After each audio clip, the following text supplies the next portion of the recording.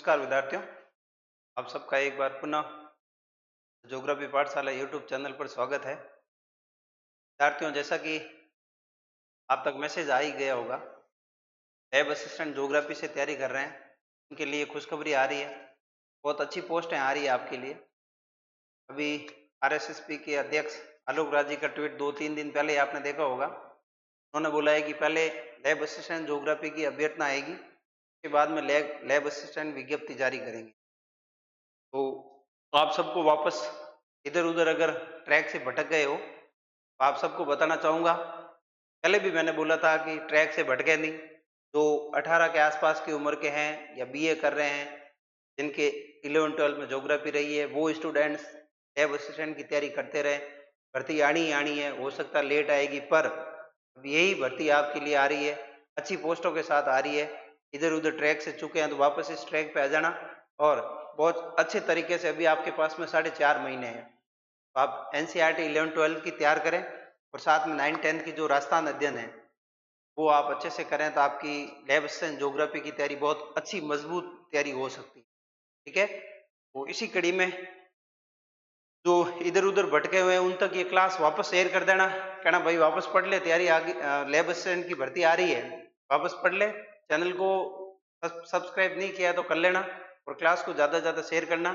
और आज की जो क्लास है वो अपन पढ़ने वाले हैं महासागरीय धाराएं। ओशनोग्राफी में अपनी लास्ट क्लास रही थी। इस क्लास के साथ ही आपकी जो 11th क्लास की जो भौतिक भूगोल है वो कंप्लीट हो जाएगी। ठीक है, और उसके बाद कल अपन यहाँ तक जो भी पढ़ा है उसके एमसीक्यू लेके आऊंगा मैं। और अब वापस अपना प्लेटफॉर्म जो मैंने स्टार्ट किया था लैब असिस्टेंट के लिए, तो वापस इस प्लेटफॉर्म पर लैब असिस्टेंट पे ज्यादा फोकस रहेगा। आप अपने सिलेबस के अकॉर्डिंग देखना कौन सी क्लास आपके सिलेबस में है, कौन सा टॉपिक है, वही यहाँ आपको अवेलेबल है, तो उसी क्लास को पढ़ना है। हालांकि अधिकांश कॉमन टॉपिक है, जैसे भारत भूगोल है वो ऐसे में भी है, लैब असिस्टेंट में भी है ना, और सेकंड ग्रेड में भी है कुछ टॉपिक। सेकंड ग्रेड वाले जो वर्ल्ड ज्योग्राफी वाले पार्ट थे वो वर्ल्ड मैपिंग को छोड़ के बाकी पार्ट मैंने करवा दिया है। आप वहां से पढ़ सकते हो आराम से, बहुत अच्छे से करवाएं। और प्ले लिस्ट में लैब असिस्टेंट का तो पूरा कोर्स पढ़ा ही है। ठीक है, एक बार और बताता हूँ, लैब असिस्टेंट ज्योग्राफी के लिए आप कहीं से भी कोर्स ना खरीदें। 11-12 की जो भूगोल है आपके पास, एनसीईआरटी की जो वर्तमान सत्र में चल रही है उस भूगोल को पढ़े। और जो आपके लिए टफ टॉपिक है वो मैं यहाँ करवा रहा हूँ, निःशुल्क करवा रहा हूँ, अच्छे से करवा रहा हूँ, इसलिए कहीं से भी कोई कोर्स खरीदने की आपको आवश्यकता नहीं है। अच्छे से एनसीईआरटी को घर पे पढ़े और साथ में द ज्योग्राफी पाठशाला यूट्यूब पर जाके चैनल की क्लासें देखें, आपके लिए बहुत फायदेमंद साबित हो सकती है। ठीक है विद्यार्थियों, तो आज अपन स्टार्ट करते हैं। आज का टॉपिक है महासागरीय धाराएं।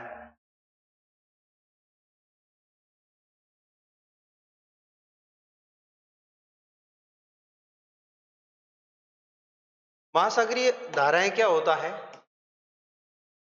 जैसे धरातल पर जल बहता है नदी के रूप में, वैसे वैसे महासागरों के अंदर भी जल बह रहा है। उस बहते हुए जल को एक निश्चित वेग में, निश्चित मार्ग पर जो जल बह रहा है महासागरों के अंदर, उन्हें महासागरीय धाराएं कहते हैं। ठीक है, तो महासागरीय धारा का अर्थ क्या हुआ? महासागरों के अंदर नियत मार्ग पर लगातार वेग से बहने वाले जल को महासागरीय धारा कहते हैं। अब यहाँ अपन देखेंगे महासागरीय धाराएं, आज की क्लास में देखेंगे महासागरीय धाराएं। महासागरीय धाराओं की उत्पत्ति कैसे होती है, महासागरीय धाराओं के प्रकार कौन कौन से हैं, और फिर अपन देखेंगे महासागर की मुख्य धाराएं कौन कौन सी है ना, अटलांटिक महासागर की, प्रशांत महासागर की, हिंद महासागर की। ओके, तो सबसे पहले अपन देखेंगे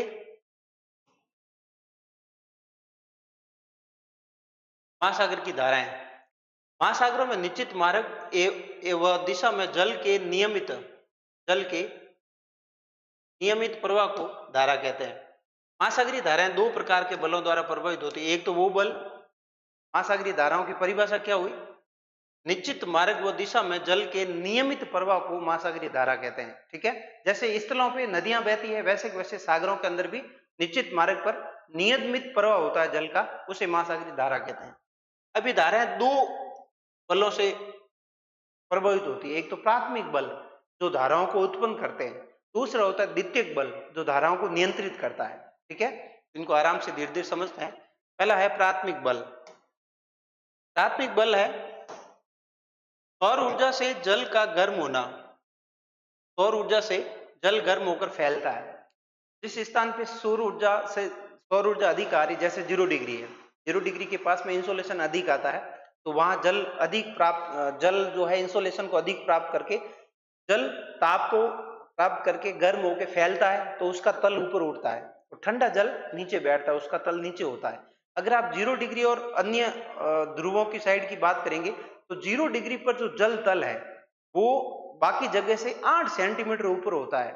क्यों? क्योंकि ये जल गर्म होके फैल के ऊपर उठ जाता है, हल्का होता है ऊपर आ जाता है, इसका आयतन फैल जाता है। ठीक है, तो सौर ऊर्जा से जल का गर्म होना, सौर ऊर्जा से जल गर्म होकर फैलता है, जिसे विषुवत वर्त के आसपास महासागर के जल का स्तर मध्य अक्षांशों की अपेक्षा 8 सेंटीमीटर अधिक ऊंचा होता है। इसके कारण प्रवणता उत्पन्न होती है तथा जल का बहाव ढाल से नीचे की तरफ होता है। प्रवणता ढाल उत्पन्न होती है, 0 डिग्री पे जल उच्च तल वाला होता है और मध्य अक्षांशों में नीचे तल वाला जल होता है, तो एक प्रवणता उत्पन्न होती है, ढाल बनती है। तो जल अब किधर से किधर चलेगा? 0 डिग्री से मध्य अक्षांशों की ओर, तो ये जल में गति प्रारंभ होगी। किसके कारण? सौर ऊर्जा के कारण, सौर्य ताप के कारण जल गर्म होके अपने आप को ऊपर उठाता है। दूसरा है वायु। महासागरों की सतह पर बहने वाली वायु जल को गतिमान करती है। महासागरों के ऊपर पवनें बहती है, अपन ने देखा पूरे ग्लोब पर सनातनी पवनें चलती है। ठीक, सनातनी पवनें पूरे ग्लोब पर वर्ष पर एक निश्चित मार्ग में चलती रहती है ना। निम्न अक्षांशों में देखा व्यापारिक पवनें, मध्य अक्षांशों में देखा पछुआ पवनें, उच्च अक्षांशों में देखा ध्रुव पवनें। ये पवनें क्या करती है? महासागरों पर जल के ऊपर दबाव डालती है, जल को गति प्रदान करती है। ठीक है, फिर तीसरा कारक है गुरुत्वाकर्षण बल। गुरुत्वाकर्षण बल के कारण जल नीचे बैठता है तथा यह एकत्रित जल दाब प्रवणता में भिन्नता लाता है। प्रत्येक स्थान पर गुरुत्वाकर्षण बल अलग अलग लगता है जल पर, तो अलग अलग जल पर गुरुत्वाकर्षण बल अलग अलग लगेगा, तो वहां जल गुरुत्वाकर्षण बल क्या करता है? जल को नीचे बैठाता है, खींचता है, तो खींचता है, उसमें जल तल में भिन्नता आती है। जल तल में भिन्नता आएगी तो जल गति करेगा। ठीक है, फिर अपन देखते हैं जिससे जल गति करता है। फिर है कोरेलिस बल। इस बल के कारण जल उत्तरी गोलार्ध में दाहिनी तरफ तथा दक्षिणी गोलार्ध में बाईं तरफ प्रवाहित होता है। कोरेलिस बल आपको पता ही है, उत्तरी गोलार्ध में प्रत्येक गतिशील वस्तु को दाईं ओर विक्षेपित करता है मूल दिशा से, और दक्षिणी गोलार्ध में मूल दिशा से बाईं ओर। ये कोरेलिस बल है, फ्रांसिस विद्वान ने दिया था। कोरेलिस ने पृथ्वी के घूर्णन करने से ये बल उत्पन्न होता है, और इस बल के कारण प्रत्येक गतिशील वस्तु अपनी मूल दिशा से डिफ्लेक्टिव होती है, विक्षेपित होती है। उत्तरी गोलार्ध में तो दाईं ओर, दक्षिणी गोलार्ध में बाईं ओर। ठीक है, ये बल भी क्या करता है? धाराओं को गति प्रदान करता है, दिशाओं में भटकाता है, दिशाओं में विक्षेपित करता है। तो ये बल प्राथमिक बल देखे अपन ने, कौन कौन से? सौर ऊर्जा, फिर उसके बाद में वायु, फिर उसके बाद में गुरुत्वाकर्षण बल, फिर कोरेलिस बल। ये वो बल है जो क्या करते हैं? धाराओं को उत्पन्न करते हैं, धाराओं को उत्पत्ति में गति देते हैं, सहायता करते हैं, धाराओं को उत्पन्न करते हैं। ठीक है, अब दूसरा बल है, जैसे घनत्व में अंतर होता है तो महासागरीय धाराओं में ऊर्ध्वाधर गति को प्रभावित करता है। ये घनत्व हो गया है ना, घनत्व है, लवणता है, तापमान है, ये क्या करते हैं? ये महासागरीय धाराओं को नियंत्रित करते हैं। कैसे? अभी देखते हैं यहाँ पे। अधिक खारा जल, ठंडा जल अधिक सघन होता है।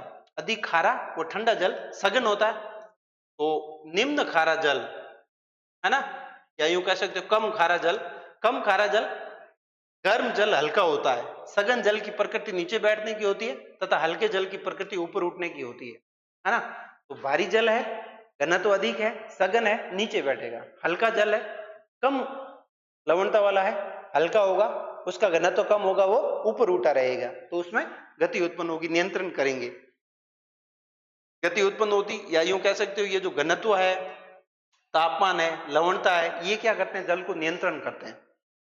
फिर धाराओं की उत्पत्ति के मुख्य कारण कौन कौन से? देखिए आप, ये स्टार लगा देना, यहां से प्रश्न आपके सीधा बनेगा, महासागरीय धाराओं की उत्पत्ति से संबंधित कारक है या नहीं है। तो सबसे पहला कारक है पृथ्वी का गुरुत्वाकर्षण बल। ये यहाँ छूट गया तो मैंने नीचे लिखा है। पहला कारण है पृथ्वी का घूर्णन। पहला कारण है पृथ्वी का घूर्णन। देखो पृथ्वी का घूर्णन, पृथ्वी घूमती है पश्चिम से पूर्व की ओर, पृथ्वी घूमती है पश्चिम से पूर्व की ओर। उस घूमने के फलस्वरूप जल धाराओं की उत्पत्ति होती है पूर्व से पश्चिम की ओर।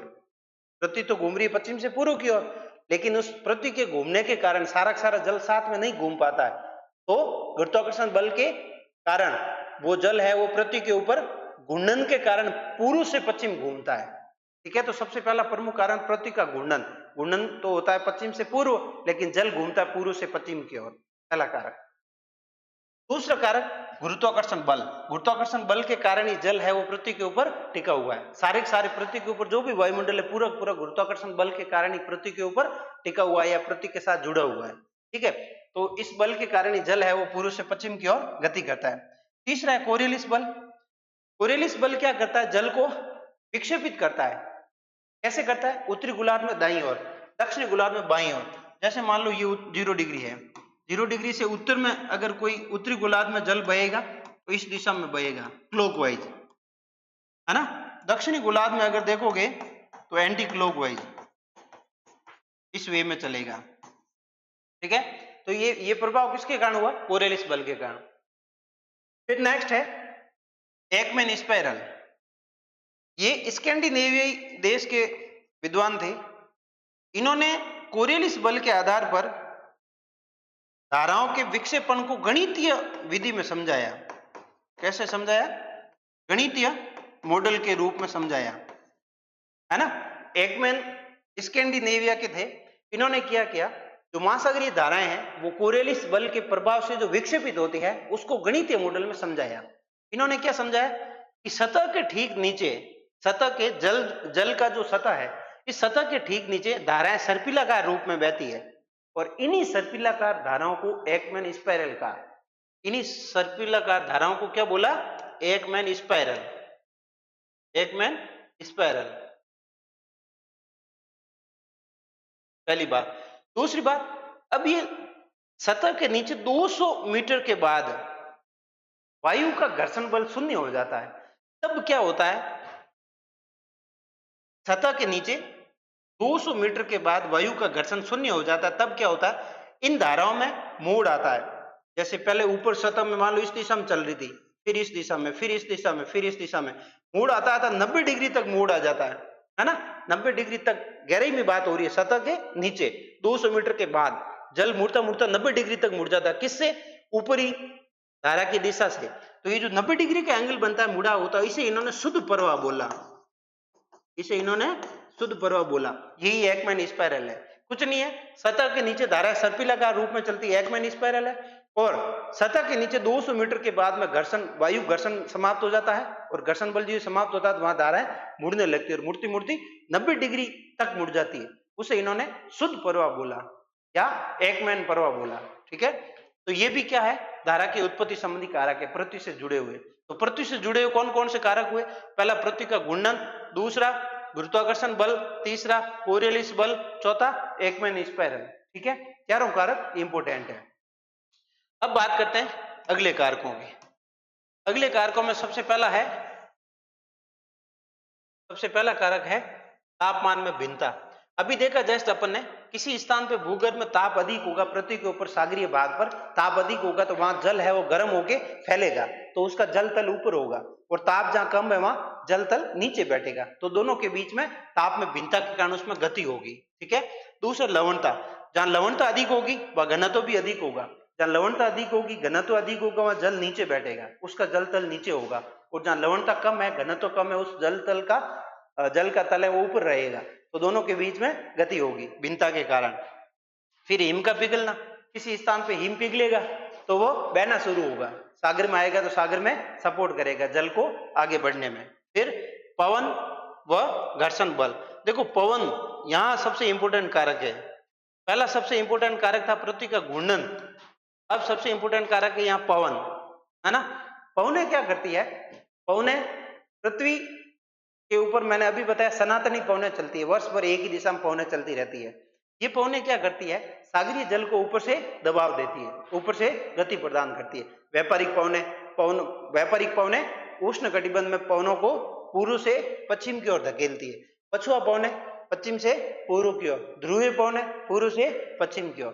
तो जिस दिशा में पवनें जा रही है उसी दिशा में जलधारा बह रही है। ठीक है। उसके बाद में इस पवन वाले कारक को आप देखना चाहो तो यहां देख सकते हो। जैसे मैं आपको बताऊं, ये 23 डिग्री है ना, ये 23 डिग्री ये वाला भाग, 30 डिग्री में यहाँ पे व्यापारिक पवनें चल रही हूं, ये व्यापारिक पवनें चलती है ना, ये व्यापारिक पवनें चल रही है। व्यापारिक पवने क्या करेगी, यहाँ पे जो भी पवन, व्यापारिक पवने यूं चल रही है पूर्व से पश्चिम की ओर। यहाँ अगर आपको दिख रहा है क्या, शायद दिख नहीं रहा है, यहाँ अगर मान लो कोई जल धारा चलेगी वो भी इन पवनों का अनुसरण करेगी, और वो भी किधर से किधर चलेगी, वो भी पूर्व से पश्चिम की ओर चलने का प्रयास करेगी इस पूरे ब्लॉक में, क्योंकि व्यापारिक पवने इधर चल रही। 30 के बाद 60 तक देखो कि यहाँ चल रही है पछुआ पवने, तो पछुआ पवनों के कारण यहाँ पे इन बेल्टों में क्या होगा, ये पवने चलेगी पश्चिम से पूर्व की ओर। यहाँ पर भी यही है, ये चलेगी इस भाग में। तो यहां जहां पछुआ देखो व्यापारिक पवने चल रही है पूर्व से पश्चिम की ओर, तो इनके साथ में जल धाराएं भी चलेगी पूर्व से पश्चिम की ओर। पछुआ पवने चल रही है पश्चिम से पूर्व की ओर, तो यहां चलने वाली जल धाराएं भी पश्चिम से पूर्व की ओर चलेगी। ठीक है, इतना बात समझना पवनों के साथ में। पवने बड़ी इंपॉर्टेंट फैक्टर है जल धाराओं की उत्पत्ति में। अब यहाँ देखो यहाँ क्या होता है, ये पवने, ये जो व्यापारिक पवने ये क्या करती है, महाद्वीपों के पूर्वी भाग से जल को हटा के महाद्वीपों के पश्चिमी भाग के जल को हटा के पूर्वी भाग में ले जाती है। ये देखो महाद्वीप के पूर्वी भाग के जल को हटा के महाद्वीप के पश्चिम भाग में ले जाती है, कौन, व्यापारिक पवने। ठीक है, तो यहाँ महाद्वीप के पश्चिमी भाग के जल को हटा के ले जाती है महाद्वीप के पूर्वी भाग में, कौन, व्यापारिक पवने। तो यहाँ जल तल ऊपर उठता है, यहाँ जल तल ऊपर उठता है, और यहाँ से जल हटा देती है तो नीचे से ठंडा जल बाहर आता है। ठीक है, जिससे यहाँ एक धारा उत्पन्न होती है, आगे देखेंगे। अब पछुआ पवने देखो क्या करती है, महाद्वीपों के पूर्वी भाग से जल ले जा रही महाद्वीपों के पश्चिमी भाग में। पछुआ पवने क्या कर रही है, महाद्वीपों के पूर्वी भाग से जल ले जा रही महाद्वीपों के पश्चिमी भाग में। तो महाद्वीपों के पश्चिम भाग में पछुआ पवने जाके टकराती है, और व्यापारिक पवने महाद्वीपों के पूर्वी भाग में आके टकरा रही है, महाद्वीपों के पूर्वी भाग में आके टकरा रही है। देख लो यहाँ पर भी महाद्वीपों के पूर्वी भाग में आके टकरा रही, कौन सी पवने, व्यापारिक पवने। और पछुआ पवने महाद्वीपों के पश्चिम भाग से आके टकरा रही है। ठीक है, इस बात को समझना। फिर देखना वर्षा, किसी स्थान पे जहां पे वर्षा अधिक होगी वहां पे जलतल ऊपर उठा रहेगा, न्यून वर्षा वाले क्षेत्रों में जलतल नीचे होगा, दोनों में भिन्नता उत्पन्न होगी। वायु दाब अभी देखा ही अपन ने, वायु के सारे। सूर्य तप और वाष्पीकरण, किसी स्थान पे सूर्य तप अधिक होगा, वाष्पीकरण अधिक होगा तो वहां लवणता अधिक होगी, लवणता अधिक होगी तो वहां का घनत्व अधिक होगा, घनत्व अधिक होगा तो वहां का जलतल नीचे होगा। किसी स्थान पे सूर्य तप कम होगा तो वहां वाष्पीकरण कम होगा, वाष्पीकरण कम होगा तो लवणता कम होगी, लवणता कम होगी तो घनत्व कम होगा, वो जलतल ऊपर उठा रहेगा। ये तापमान, सूर्य, वर्षा, वायुदाब, पवन, ये सारे कारक भी किससे संबंधित है, वायुमंडल से संबंधित है ये। ठीक है, यहाँ थोड़ा इधर उधर हो गया, बाकी सागर से संबंधित आपके ये कारक है। ठीक है, तापमान, लवणता और घनत्व। ठीक है, तो ये सारे कारक क्या करते हैं, धाराओं को उत्पत्ति में सहायक है। आप तो ध्यान रखना, सबसे इंपोर्टेंट है पृथ्वी का घूर्णन, इधर इंपोर्टेंट है सबसे पवन है। ओके, फिर नेक्स्ट देखते हैं इनके प्रकार। अब धारा की दिशा में परिवर्तन लाने वाले कारक कौन कौन से हैं। एक तो मौसमी परिवर्तन, मौसम क्या करता है, परिवर्तन होता है तो धाराओं में भी परिवर्तन होता है। ऐसा केवल और केवल एक जगह होता है, कहाँ होता है, उत्तरी हिंद महासागर में। अभी देखेंगे अपन, ऐसा कहाँ होता है, उत्तरी हिंद महासागर में। ठीक है, दूसरा तट का आकार, जैसा तट का आकार होगा वैसी धारा की दिशा होगी। समुद्री तली की आकृति, जैसी तली की आकृति होगी समुद्र के नितल का ऊंचाई होगा, वो धारा को दिशा को प्रभावित करेगा। ठीक है, फिर सतही धाराओं के निकट सर्वाधिक शक्तिशाली होती है। धाराएं सतह के पास में सर्वाधिक शक्तिशाली होती है, जहां इनकी गति 0.5 नॉट से अधिक होती है। धाराओं को, बहती हुई धाराओं को किसमें मापा जाता है, इकाई है मापने की, नॉट, और 0.5 नॉट की गति है वो शक्तिशाली धारा की गति मानी गई, ये सतह के ठीक पास में होती है। ठीक है, उसके बाद में आप देखोगे, धारा की शक्ति का संबंध, गहराई में धाराओं की गति कम हो जाती है, 0.5 नॉट से भी कम हो जाती है, कम हो जाती है। धारा की शक्ति का संबंध उसकी गति से होता है। कोरियोलिस बल के प्रभाव से किसी सागर में धाराएं वलय के रूप में बहती है। अभी मैंने बताया ये 0 डिग्री से उत्तर में क्लॉकवाइज वलय बनता है धाराओं का, और 0 डिग्री से दक्षिण में एंटी क्लॉकवाइज वलय बनता है। इसे वलय बोल दो, दायरे बोल दो, दायरे। ठीक है, दायरे बोला जाएगा। उसके बाद महासागरीय धाराओं के प्रकार। अब प्रकार देखते हैं, प्रकार इंपोर्टेंट है। सबसे पहला है गहराई के आधार पे प्रकार। गहराई के आधार पे 3 प्रकार है। एक तो ऊपरी जलधारा, सॉरी गहराई के आधार पे 2 प्रकार है। एक तो ऊपरी जलधारा जो जल का 10% भाग होता है, ये सतह या ऊपरी जलधारा है ना। यह महासागर में 400 मीटर की गहराई तक चलती है। ऊपरी सतह पे जो जलधारा चलती है महासागर के 400 मीटर की गहराई पर, ये कंप्लीट महासागर का 10% भाग है। पहला सतही जलधारा, ऊपरी जलधारा। दूसरा गहरी जलधारा, ये महासागरीय जल का 90% भाग है और जलधारा के रूप में बहती है।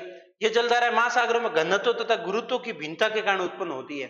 घनत्व अधिक होता है वह जलधारा नीचे बैठती है, घनत्व कम है वहां जलधारा ऊपर उठती है। ठीक है, उच्च अक्षांशीय क्षेत्रों में जहां तापमान कम होने के कारण घनत्व अधिक होता है वहां गहरी जलधाराएं बहती है, क्योंकि यहाँ अधिक घनत्व के कारण पानी नीचे की तरफ बैठता है। आप देखोगे ग्लोब पर उच्च अक्षांशों में तापमान की कमी के कारण वहां घनत्व अधिक होता है, जल नीचे बैठता है, तो बहुत अधिक गहराई में जल गति करता है। ठीक है, गहराई वाले भाग में बैठता है, गति करता है। तो गहराई के आधार पर धाराएं 2 प्रकार की होगी। पहली ऊपरी सतह वाली धाराएं लगभग 400 मीटर तक की, फिर गहरी धारा। सतही धाराएं 10% होती है, शेष जल है वो 90% जल है वो गहरी धारा के रूप में बहता है। फिर है प्रवाह की गति एवं विस्तार के आधार पर धाराओं के प्रकार। तो इस वे में धारा पाई जाती है 3 प्रकार की। कितने प्रकार की? 3 प्रकार की। सबसे पहली है प्रवाह। सबसे पहली कौन सी है? प्रवाह, ड्रिप। ये महासागरीय जल में पवन की गति एवं दिशा के अनुसार मंद प्रकार से आरंभ होती है, इसे ड्रिप कहते हैं। इसकी गति तथा सीमा निश्चित नहीं होती है। ड्रिप सबसे छोटा प्रवाह का रूप होता है, जो गति है वो गति और दिशा इसकी निश्चित नहीं होती है, लेफ्ट राइट किधर भी जा सकती है, समाप्ति भी हो सकती है। ठीक है, ऊपरी सतह पर ही बहती है और 8 किलोमीटर प्रति घंटे के हिसाब से चलती है। उत्तरी अटलांटिक प्रवाह, ये बिखर जाती है प्रवाह, निश्चित दिशा में नहीं चलती है। दूसरा है इसका बड़ा रूप, थोड़ा सा धारा। जब सागर का एक जल निर्धारित सीमा के अंतर्गत निश्चित दिशा में बहने लगे तो उसे तीव्रता से गतिशील जल दिशा में तीव्रता से गतिशील होता है, तो उसे धारा कहते हैं, है ना। प्रवाह से बड़ा धारा। अब धारा से भी बड़ा विशाल धारा, स्ट्रीम। देखो सबसे छोटा रूप ड्रिप, ड्रिप से बड़ा करंट, करंट से विशाल रूप स्ट्रीम। स्ट्रीम में विशाल का जल, बहुत बड़ा जल गतिशील होता है। जब महासागरीय जल की विशाल राशि स्थलीय नदियों की तरह एक निर्धारित दिशा में तेज गति से प्रवाहित होती है, स्ट्रीम कहते हैं। उदाहरण के लिए गल्फ स्ट्रीम, इनकी गति 15 किलोमीटर प्रति घंटे होती है। ठीक है, और फिर आता है तापमान के आधार पर धाराएं। ये वापस इंपोर्टेंट अपन देखेंगे। एक गर्म जल की धारा और दूसरी ठंडी जल की धारा, ठंडी धाराएं, गर्म धाराएं और ठंडी धाराएं। ठीक है, फिर अब ये है धाराएं। अब धाराओं को अपन एक बार यहां देखें आप, उत्तरी अटलांटिक की धारा है, ठंडी धारा है, गर्म जल की धारा है, या नाम दे रखा है ठंडी जल की धारा है लेब्राडोर, पूरी ग्रीनलैंड, कनारी की धारा। गर्म जल की धारा कहां बात हो रही? उत्तरी अटलांटिक की। उत्तरी विश्वोत्तरी की धारा, एंटीलीज की धारा, ये कैमन या कैरिबियन की धारा, कैरिबियन की धारा, कैरिबियन की धारा, फ्लोरिडा की धारा, गल्फ स्ट्रीम, उत्तरी अटलांटिक प्रवाह, इर्मिंगर है ना, इर्मिंगर, इर्मिंगर की धारा, नॉर्वेजियन की धारा, रेनेल की धारा। ये सारे के सारे उत्तरी अटलांटिक में बहती है। ये गर्म धारा है, ठंडी धारा है। फिर दक्षिणी अटलांटिक की धारा, फॉकलैंड की धारा, बेंगुला की धारा, दक्षिणी अटलांटिक प्रवाह और दक्षिणी विश्वोत्तरी की धारा और प्रति विश्वोत्तरी की धारा, ब्राजील की धारा, और ये धारा गलत मिसप्रिंट है, दक्षिण विश्वोत्तरी की धारा, ब्राजील की धारा, गुयाना की धारा, गुयाना की धारा, फॉकलैंड की धारा इधर आ गई। ओके ओके, तो अब इसके बाद धारा दे रखी है प्रशांत महासागर की धारा है। गर्म धारा, उत्तरी विश्वोत्तरी की धारा, किरोशियो धारा, उत्तरी प्रशांत प्रवाह, अलास्का की धारा, एल्यूशन की धारा, सुशिमा की धारा। सुशिमा की धारा को काली धारा भी बोला गया है, काली धारा, प्रति क्यूरोशियो धारा। एक बार नाम देखो, फिर मैं नक्शे में सारी बताऊंगा।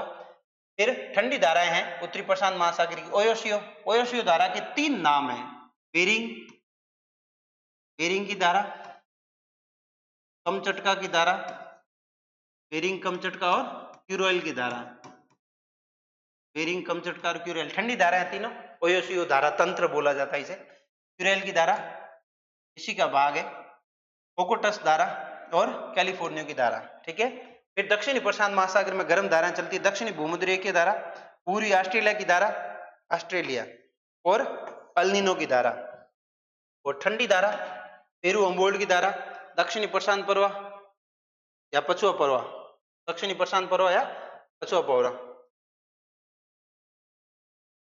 फिर अपन देखेंगे हिंद महासागर की धाराएं सबसे लास्ट में।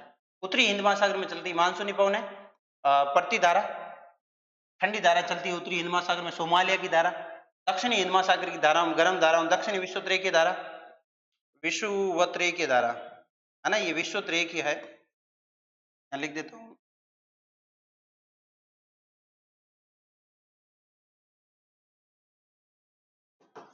विषुवत की धारा है ना, मोजाम्बिक की धारा, मेडागास्कर की धारा, अगुलास की धारा, और ठंडी धारा चलती है दक्षिणी हिंद महासागर में, पश्चिमी ऑस्ट्रेलिया की धारा। ठीक है, ये धाराओं के नाम थे। अभी इन सारे नामों को अपन मैप पे देखते हैं, अभी इन सबको अपन मैप पे देखते हैं आराम से।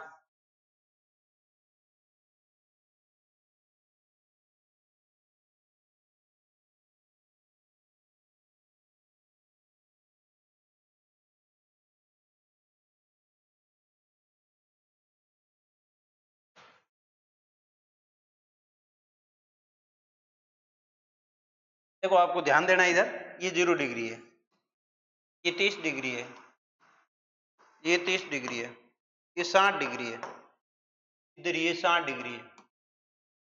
अब इनके सारे फिर आगे 90 डिग्री तक ये जा रहा है, 90 डिग्री उत्तरी ध्रुव ये वाला, 90 डिग्री दक्षिण ध्रुव अंटार्कटिका के पॉइंट में। इनके मध्य अपन देखेंगे सबसे पहले गर्म जल की धारा। ठीक है, मैं नाम लिखता जा रहा हूं, आप देखना आराम से।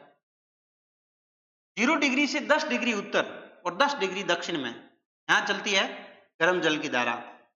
विषुवत से 10 डिग्री उत्तर और 10 डिग्री दक्षिण, यहाँ जो धारा चलती है वो कैसी है, गर्म जल की धारा, पूरे महाद्वीप में चल रही है, यहाँ पर भी चल रही है, ये 10 डिग्री दक्षिण में ना, यहाँ पर भी चल रही है, यहाँ पर भी। ठीक है, यहाँ पर भी चल रही है, प्रशांत महासागर में भी यहाँ पर भी चल रही है, 10 डिग्री उत्तर और 10 डिग्री दोनों साइड चल रही है, यहाँ पर भी चल रही है। ये धारा किस नाम से कहलाएगी, ये धारा 0 डिग्री से ऊपर है तो उत्तरी विषुवत की धारा, और ये धारा 0 डिग्री से नीचे है तो दक्षिणी विषुवत की धारा। जैसे मैं यहाँ पे नाम लिखते था, दक्षिणी विषुवत रेखीय धारा, विषुवत रेखीय धारा, उत्तर में चल रही है तो उत्तरी विषुवत रेखीय धारा। ठीक है, यहाँ पर भी यही, प्रशांत महासागर में भी उत्तरी विषुवत रेखीय धारा, दक्षिण विषुवत रेखीय धारा, हिंद महासागर में भी यही, उत्तरी विषुवत रेखीय धारा, दक्षिण विषुवत रेखीय धारा। ठीक है, वापस ये प्रशांत महासागर आ गया। एक धारा तो ये चलती है सारे के सारे महासागरों में, 0 डिग्री से उत्तर में तो उत्तरी विषुवत रेखीय धारा, 0 डिग्री के दक्षिण में तो दक्षिण विषुवत रेखीय धारा। इन धाराओं की उत्पत्ति व्यापारिक पवनों के कारण होती है। अपन को पता है 30 डिग्री के मध्य उष्ण कटिबंध मध्य, यहाँ चल रही है व्यापारिक पवनें पूर्व से पश्चिम की ओर, तो ये धारा भी चलेगी पूर्व से पश्चिम की ओर, क्योंकि यहाँ व्यापारिक पवनें चलती है पूर्व से पश्चिम की ओर। ठीक है, क्लियर है। एक धारा चलती है यहाँ पे, यहाँ 40 डिग्री के सहारे, 40 डिग्री के सहारे एक पर्वत चलता है दक्षिण में, उसे दक्षिण पछुआ परवा बोला जाता है, दक्षिण पछुआ परवा। नाम से आप समझ गए होंगे, मैं यहां नाम लिखता हूं, दक्षिणी पछुआ परवा, यह नाम लिख देता हूं, दक्षिणी पछुआ परवा। ये भी सभी महासागरों में चलता है, ये पछुआ पवनों के सारे चल रहा है। देखो बेल्ट 40 के बाद है, तो 40 के बाद है तो दक्षिणी पछुआ पवनें चल रही है, पछुआ पवनें पश्चिम से पूर्व की ओर चल रही है, तो इन धाराओं को भी, इस जल को भी पश्चिम से पूर्व की ओर ले जाती है, कौन, पछुआ पवनें। और ये धारा कौन सी कहलाती है, पछुआ परवा। दक्षिण में चल रही है दक्षिणी पछुआ परवा, अगर अटलांटिक में है तो अटलांटिक दक्षिणी पछुआ परवा, हिंद में है तो हिंद दक्षिणी पछुआ परवा, और प्रशांत में है तो दक्षिणी पछुआ परवा या प्रशांत दक्षिणी परवा। ओके, ये है ठंडी धारा। तो यहाँ चली गर्म धारा पूर्व से पश्चिम की ओर, यहाँ चली ठंडी धारा पश्चिम से पूर्व की ओर। अब देखो आगे की धारा है, अब आगे की धारा है, ये उत्तरी विश्वतरी की धारा यहाँ तट से आकर टकराती है और उत्तर में चलती है। यहाँ कैरिबियन द्वीप समूह के एक भाग इधर से निकलता है इसका, उसे बोला जाता है कैरिबियन की धारा, सॉरी एंटीलीज की धारा, उसे बोला जाता है एंटीलीज की धारा।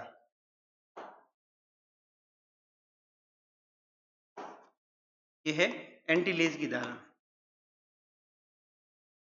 और एक भाग इसका इधर चलता है, ये मैक्सिको की खाड़ी की ओर जाता है, इसे बोला जाता है कैरिबियन धारा। कैरिबियन द्वीप समूह के पूर्व में चलती है कौन सी? उत्तरी विश्वतरी की धारा, यहां से टकरा के दो भागों में बढ़ जाती है, एक जाती है एंटीलीज की धारा, दूसरी चलती है कैरिबियन धारा। ये धारा कौन सी है? कैरिबियन,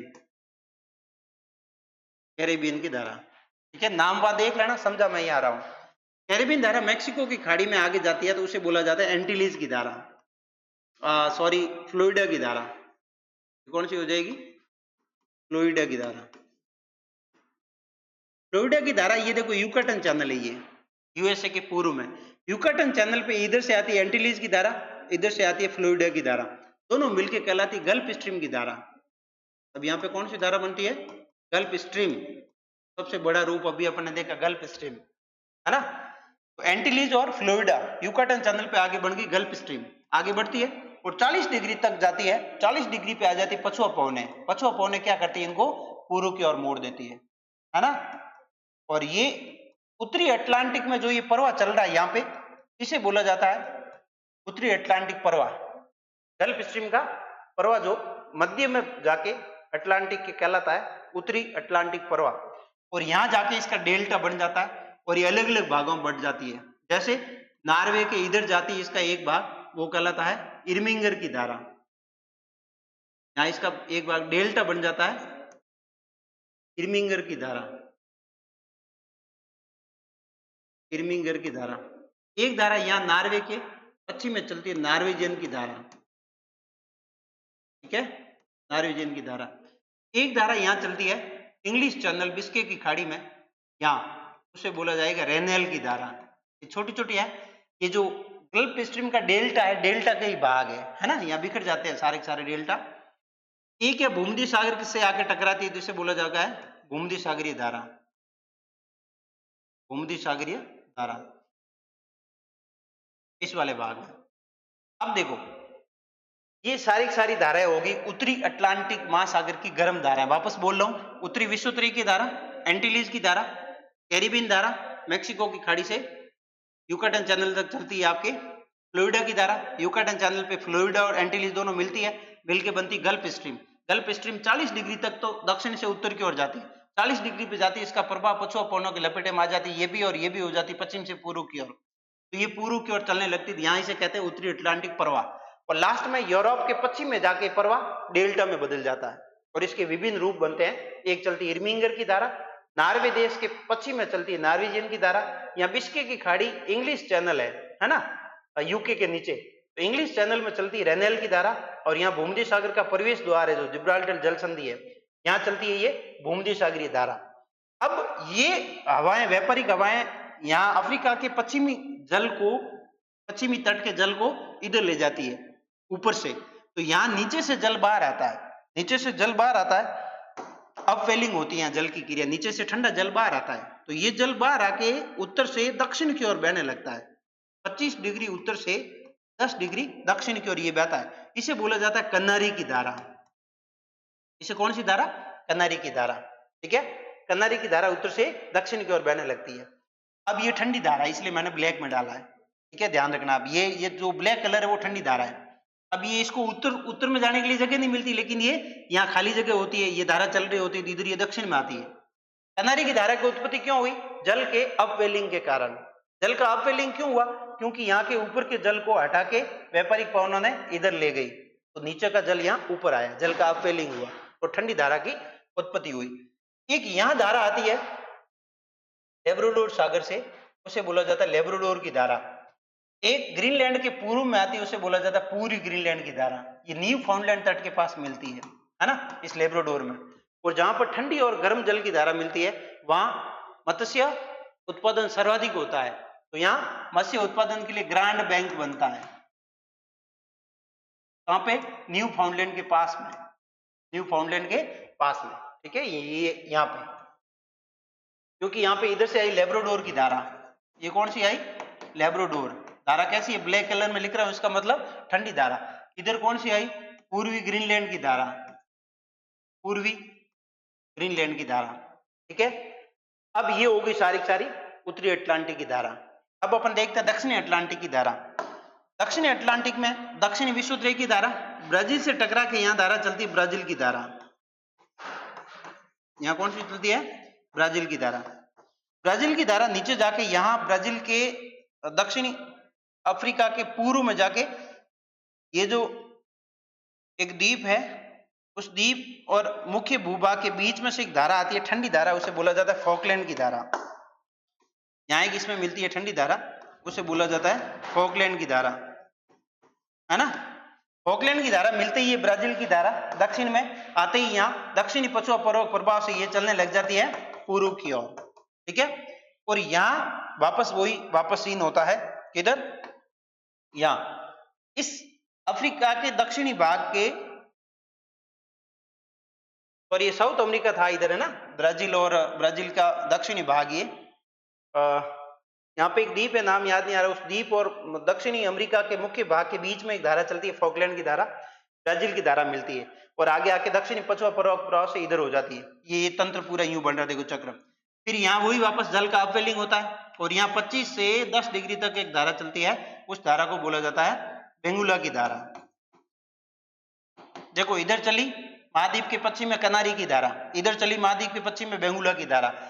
महाद्वीपों के पश्चिम में ये ठंडी जल धाराएं क्या करती है? ठंडी जल धाराएं यहाँ शुष्कता उत्पन्न करती है, जिससे यहाँ मरुस्थल की उत्पत्ति होती है, जिससे यहाँ मरुस्थलों की उत्पत्ति होती है। तो एक बार वापस देखना, दक्षिण विषुवत की धारा, दक्षिण विषुवत की धारा, ब्राजील की धारा, आगे जाके फॉकलैंड की धारा, दक्षिणी पछुआ प्रवाह, और इसका आगे प्रवाह चला जाता है कंटिन्यू, और दक्षिणी अफ्रीका के पश्चिम में जल के अपवेलिंग से धारा उत्पन्न होती है बेंगुला की धारा। ये होगी अटलांटिक महासागर की धारा। ओके, अब अपन बात करते हैं हिंद महासागर की धारा। तो हिंद महासागर में ये उत्तरी विषुवत की धारा यहां से टकरा के यूं मुड़ती है ना, और यहां चलती चलती इस एम आकार में चलती है, देखो एम आकार में। और ये कब चलती है? ग्रीष्म ऋतु में, ग्रीष्म ऋतु में इस वे में चलती है। मैंने अभी बताया सभी महासागरों में एकमात्र ऐसा महासागरीय भाग है उत्तरी हिंद महासागर का, जहां ऋतु के अनुसार परिवर्तन होता है। ग्रीष्म ऋतु में तो देखो चल रही दक्षिण पश्चिम की धारा, इसे अपन क्या बोलेंगे? दक्षिण पश्चिम की धारा, दक्षिण पश्चिम की धारा। ठीक है, यूं चल रही है ग्रीष्म ऋतु में। इसी समय ग्रीष्म ऋतु में दक्षिण पश्चिम की धारा, जो अपने मानसून आता है वही मानसूनी धारा है। यहाँ सोमालिया के पास में एक धारा चलती है, यहाँ पे सोमालिया देश के पास में ठंडी धारा जो इसको सपोर्ट करती है, उस धारा को कहते हैं सोमालिया की धारा। ये भी ग्रीष्म ऋतु में ही चलती है। ठीक है, फिर ऋतु आती है कौन सी? शीत ऋतु। शीत ऋतु में अलग पेन से ले लेता हूं। शीत ऋतु में यहाँ पे पवन चलती है वापस अलग, शीत ऋतु, है ना, यहाँ लिख रहा हूं मैं शीत ऋतु। शीत ऋतु में पवनें चलती यूं वापस उल्टी,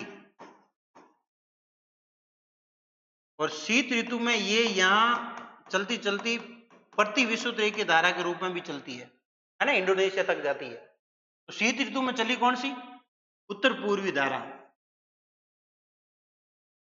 ये भी गर्म धारा ही है ना, उत्तर पूर्वी धारा भी कैसी है? गर्म धारा। तो देखो हिंद महासागर में मौसम के अनुसार धाराओं में परिवर्तन हुआ। ग्रीष्म ऋतु में दक्षिण पश्चिम की धारा चली, और शीत ऋतु में उत्तर पूर्वी धारा आई, और प्रति विषुवत की धारा के रूप में चली। यहाँ लिख देता हूं मैं प्रति विषुवत की धारा, प्रति विषुवत की धारा, विषुवत रेखीय धारा। एक मिनट यहाँ जगह स्पेस,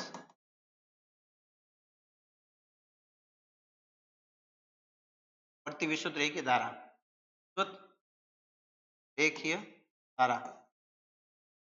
ठीक है, अब ये सीन रहता है इसका यहाँ पे उत्तरी अटलांटिक में। अब आते हैं अपन दक्षिणी उत्तरी हिंद महासागर में, सॉरी, अब आते हैं दक्षिणी हिंद महासागर में।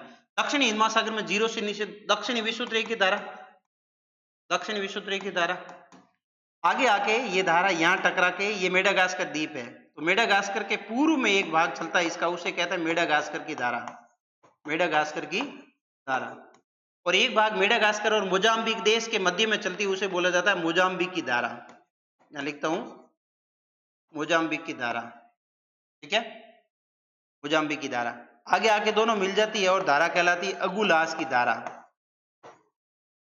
अगुल आस की धारा, अगुलास की धारा। यूं ही और दक्षिण में जाती है तो इसके पश्चिमी पछुआ पर्व से मिल जाती है और ये भी हो जाती है पश्चिम की ओर, ठीक है। अब देखो ये दक्षिण में 40 डिग्री के पास जाती है, ये भी मुड़ जाती है और ये भी चलने लगती है पछुआ पवनों के सारे पश्चिम से पूर्व की ओर। और यहाँ का जल इन व्यापारिक पवनों ने हटा के इधर लिया है, तो ऑस्ट्रेलिया के पूर्व में एक धारा, ऑस्ट्रेलिया के पश्चिम में एक ठंडी धारा उत्पन्न होती है जल के अपवेलिंग से। जैसी जैसी कन्नारी की धारा हुई थी वैसे वैसे बेंगुला की धारा, वैसे वैसे पश्चिमी ऑस्ट्रेलिया की धारा, इसे क्या बोल दिया, पश्चिमी ऑस्ट्रेलिया की धारा। ब्लैक पेन से लिख रहा हूं, इसका मतलब ठंडी है, पश्चिमी ऑस्ट्रेलिया की धारा। ये चलती है 25 डिग्री दक्षिणी अक्षांश से 10 डिग्री दक्षिणी अक्षांश तक, ठीक है, फिर जाके समाप्त हो जाती है, आगे वापस दक्षिणी विषुवत की धारा आ जाती है। तो इस तरह से हिंद महासागर की धारा है। एक बार वापस बताऊं, सुन लो। ग्रीष्म ऋतु में चलती है दक्षिण पश्चिम धारा के रूप में इस वे में, और एक उत्पन्न होती है ठंडी धारा सोमालिया की धारा।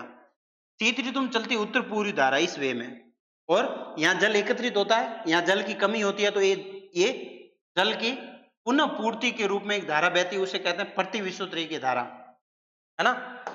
देखो ये प्रति विषुवत की धारा यहाँ पर भी चलती है अटलांटिक में। ये दोनों विषुवत की धाराओं ने इधर के जल को यहाँ लिया है, तो यहाँ जल बढ़ गया, है ना, वलय बन गया।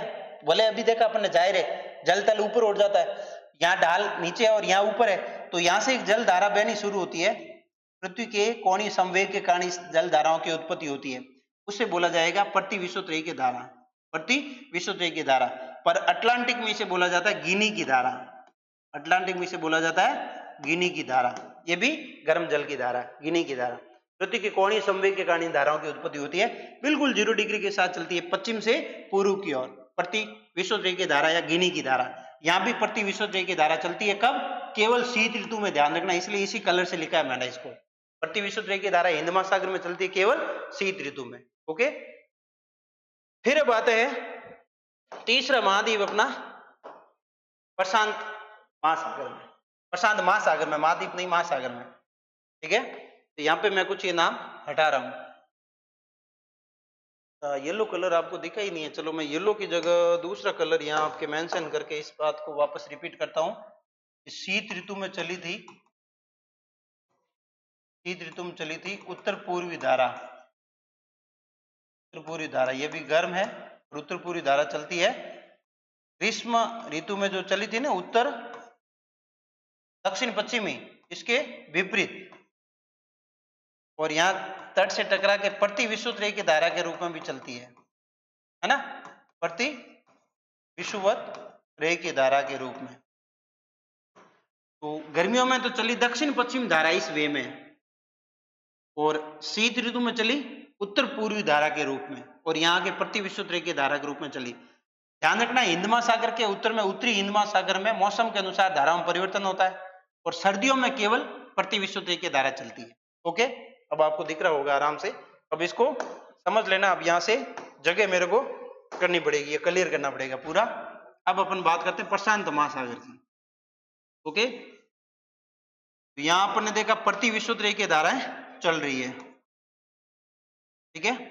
प्रति विषुवत की धारा यहाँ से टकरा के ऊपर उड़ती है, इसे बोला जाता है क्यूरोसियो धारा। कौन सी धारा, क्यूरोसियो धारा आगे बढ़ती है।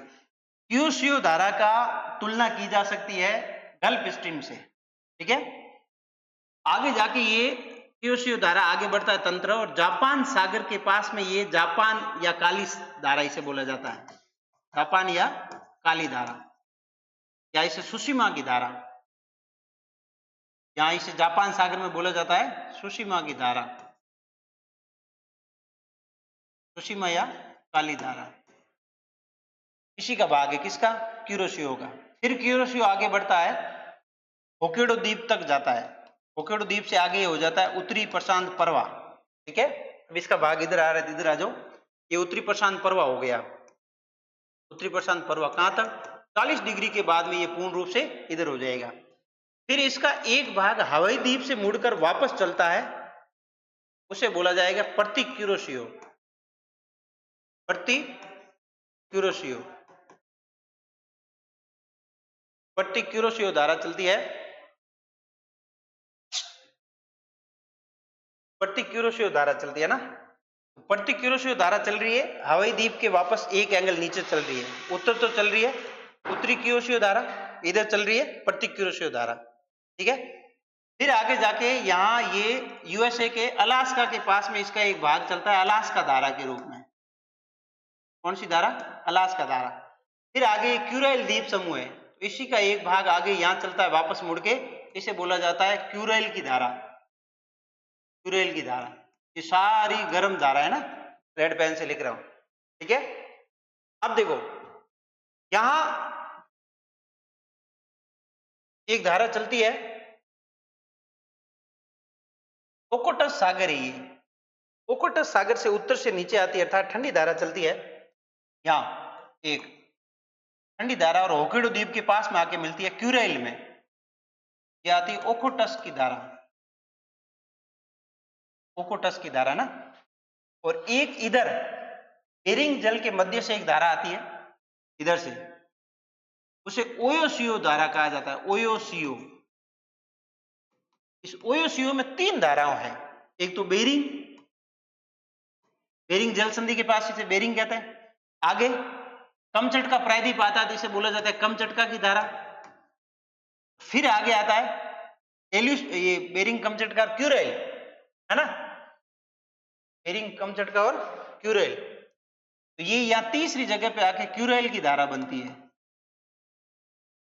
बेरिंग कमचटका और क्यूराइल, इन तीनों को बोला जाता है ओयोसियो। उत्तर से आ रहा है, इसका मतलब ठंडी है। क्यूराइल में आती है ओकोटस्क, और ओकोटस्क और क्यूराइल दोनों मिलकर होक्काइडो द्वीप के पास में मिल जाती है आपके ये उत्तरी प्रशांत परवा में।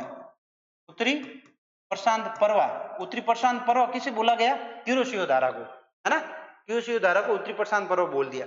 उत्तरी प्रशांत परवा में होक्काइडो द्वीप के पास में मिलती है ओकोटस्क और क्यूराइल। ओकोटस्क मिलती है क्यूराइल में, क्यूराइल मिलती है होक्काइडो द्वीप के पास में क्यूरोसियो धारा में, और क्यूरोसियो धारा आगे बढ़ती है तो उसे बोला जाता है उत्तरी प्रशांत परवा।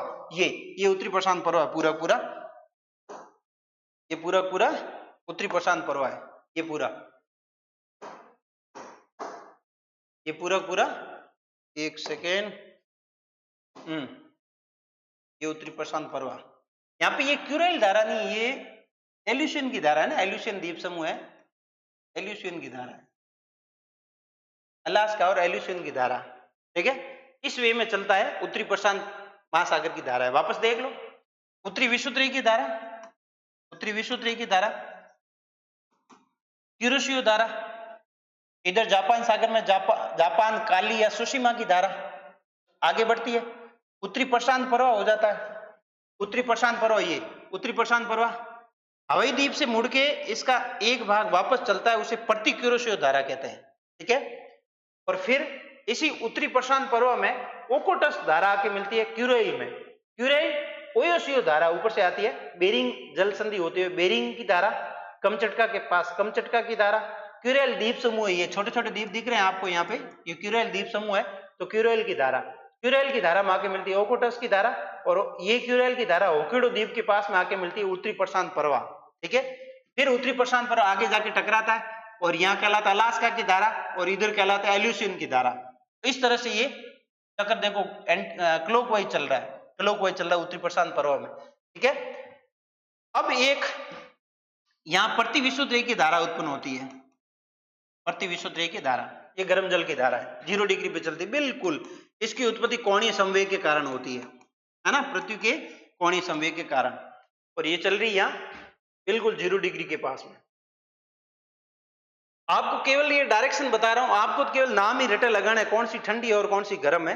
मैं थोड़े बहुत डायरेक्शन बता रहा हूं आपको, ध्यान रहे धाराओं किस जगह पे कौन सा नाम यूज ले रहा हो ना, बाकी कहां से कहां चल रही है आपके लिए काम करनी है। लैब असिस्टेंट में इतना ही बहुत है, लैब असिस्टेंट सेकंड ग्रेड है ना, चाहे रेट भी हो।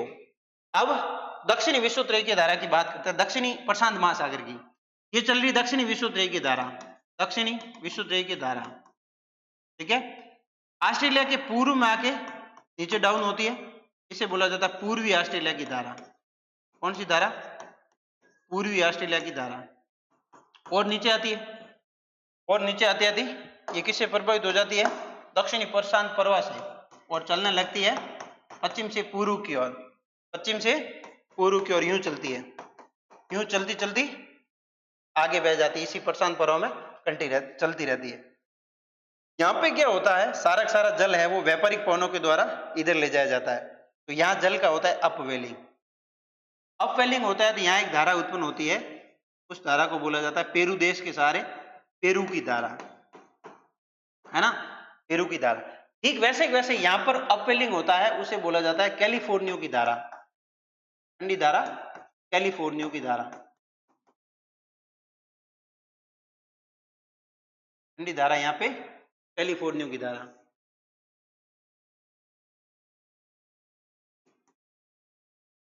कैलिफोर्निया की धारा, ठीक है। ये भी 25 से 10 तक चलती है, और ये भी पेरू की धारा 25 से 10 डिग्री तक चलती है। देखो वापस देखना, कैलिफोर्निया की धारा उत्तरी अमेरिका के पश्चिम में, दक्षिण अमेरिका के पश्चिम में पेरू की धारा। हम्बोल्ट महोदय ने खोजा था, इसलिए इसे हम्बोल्ट की धारा भी बोला जाता है, हम्बोल्ट की धारा, ठीक है। बेंगुला की धारा अफ्रीका के पश्चिम में, उत्तरी अफ्रीका के पश्चिम में कनारी की धारा, ठीक है। ऑस्ट्रेलिया के पश्चिम में पश्चिमी ऑस्ट्रेलिया की धारा, ऑस्ट्रेलिया के पश्चिम में पश्चिमी ऑस्ट्रेलिया की धारा। ये सारी धाराएं, पांचों ही नाम दिए, ठंडी धाराएं और जल के अपवेलिंग से, जल के उत्प्लावन से हुआ, नीचे से ठंडा जल ऊपर आता है और इस धारा का निर्माण होता है, ठीक है। फिर एक धारा और इसमें रह जाती है।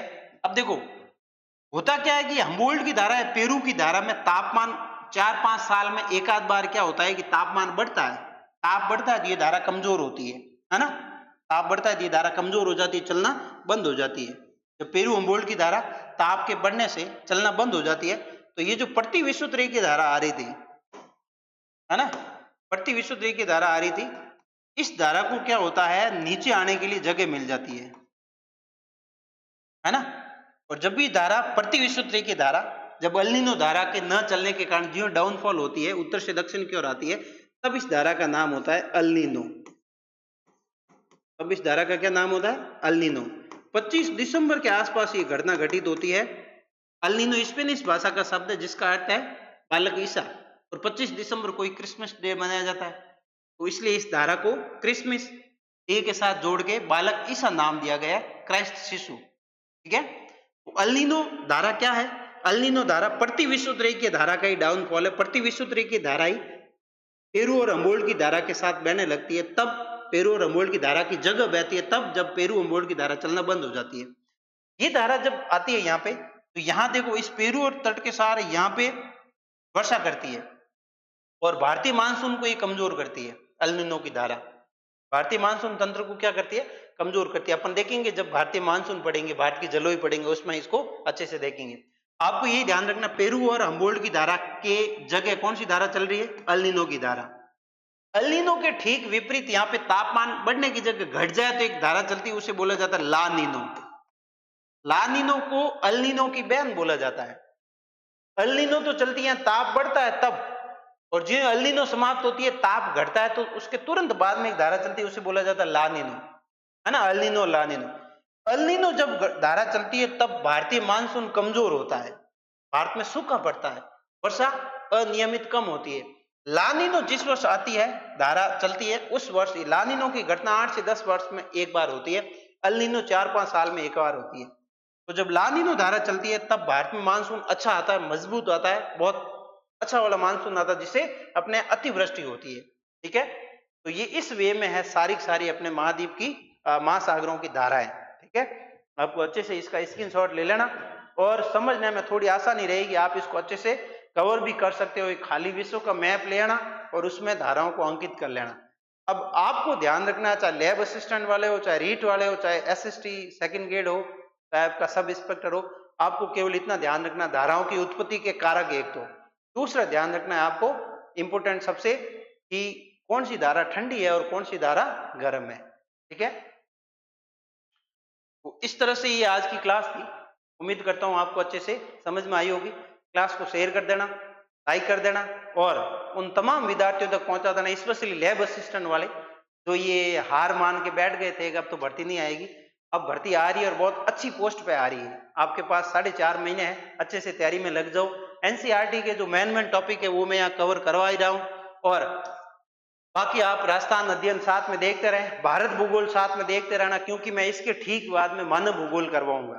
ठीक है, तो मानव भूगोल फैक्ट बेस पे है, एक दिन में एक टॉपिक हो जाएगा। फैक्ट तथ्य लेके आऊंगा, एनसीईआरटी और आरबीएसई दोनों का मिश्रित तथ्य। तो आपको उनको क्या करना है, किताब को साथ में लेके एक बार वीडियो को पूरा सुनना है, जहां भी नए तथ्य आए किताब में लिख देना, बाकी उसी किताब को अंडरलाइन करते रहे और पढ़ते रहे। किसको? एनसीईआरटी को। ओके, तो आज अपन ने क्या देखा, महासागरीय धाराएं, महासागरीय धाराओं की उत्पत्ति होने के कारण, है ना, फिर धाराओं के प्रकार, फिर अपन ने महासागर की धाराएं देखी, उत्तरी अटलांटिक महासागर की ठंडी धाराएं, गर्म धाराएं, दक्षिण अटलांटिक महासागर की ठंडी गर्म धारा, फिर अपन ने देखा प्रशांत महासागर की ठंडी धाराएं, गर्म धाराएं, ये बेरिंग कमचटका क्यूरेल ये ठंडी धारा है, ध्यान रखना। ओयोसियो तंत्र इसे बोला जाता है।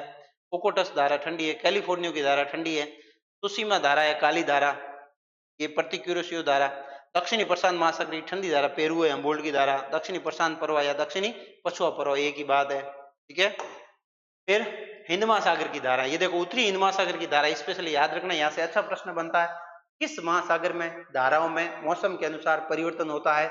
हिंद महासागर ऑप्शन में हो तो वो राइट हो जाएगा। हो सकता है उत्तरी हिंद महासागर और दक्षिणी हिंद महासागर दोनों लिखे तो उत्तरी हिंद महासागर इसमें राइट होगा। ओके, तो ये उत्तरी हिंद महासागर की धारा है। दक्षिणी हिंद महासागर की धारा है, पश्चिमी ऑस्ट्रेलिया की धारा ठंडी धारा, विश्वदेव की धारा, मोजाम्बिक, मेडागास्कर दोनों मिलकर अगुलास की धारा मिलती है, और दक्षिणी हिंद प्रवाह सब में चलता है। ठीक है, तो इस तरह से आज की क्लास थी विद्यार्थियों, महासागरीय धाराएं, ओशनोग्राफी पूरी हुई, और भौतिक भूगोल 11वीं क्लास की जो बुक थी वो आपकी आज पूरी होती है। बीच में मैं भी थोड़ा सा ट्रैक से मैंने गेयर चेंज कर दिया था, सेकंड गेयर ऐसा ही की ओर चल पड़ा था, क्योंकि मुझे भी ऐसा लग गया था कि आलोक राज जी ने एक बार तो बोल दिया था भूगोल के पद ही नहीं है, और 2-4 तो ऐसे लोग हैं मान हस्तियां, उन्होंने इतना नेगेटिव माहौल कर दिया यूट्यूब पे, बिल्कुल भूगोल वालों को नर्वस करके डेप्थ में डाल दिया था। ठीक है, समाप्त कर दिया था। अब उम्मीद जगी है पोस्टें आएगी तो वापस मैं इस ट्रैक पे आ रहा हूँ। लैब असिस्टेंट वालों के लिए क्लास यूजफुल ज्यादा रहेगी, और आपकी अगर टॉपिक चाहे ऐसे ऐसा ही है, चाहे सेकंड ग्रेड है, चाहे रीट है, आपका टॉपिक मेंशन हो रहा है तो मैं अतिरिक्त कोशिश करूंगा डेप्थ में क्लास लेके आऊं, तो आपके लिए भी वो क्लास यूजफुल रहेगी। ओके विद्यार्थियों, आज इतना ही, मिलते हैं नेक्स्ट क्लास में, तब तक के लिए धन्यवाद।